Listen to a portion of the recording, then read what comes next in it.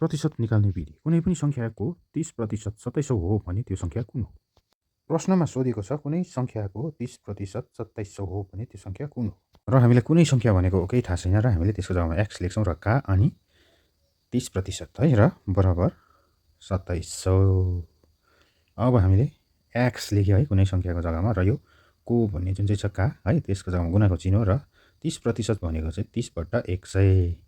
र अब हेर्दैछौँ है बराबर 2700। अब हामीले x र 30 गुणा गर्दाखेरि 30x हुन्छ र मुनि 100 र 27 को मुनि हाम्रो 2700 को मुनि केही छैन र यसमा हामीले मानिलियौँ 1 र यसपछि हामीले यसलाई सड्के गुणा गर्नुपर्छ है दुईटा र गर्दाखेरि 30x अनि यो 2700 गर्दाखेरि हामीले 2700 गुणा 100 है र अब यो 30 ले चाहिँ अब हामीले यसलाई भागा दिनुपर्छ है र हामीले यो x को जग्गामा 30 लाई चाहिँ हामीले अब यो 2700 गुणा 100 मुनि हामीले 30 लाई झार्यो भने अब भाग गर्नुपर्छ 30 ले चाहिँ यो काट्दाखेरि तपाईको 90 पल्टमा काटिन्छ है र अब 90 ले चाहिँ फेरि हामीले के गर्नुपर्छ 100 लाई गुणा गर्नुपर्छ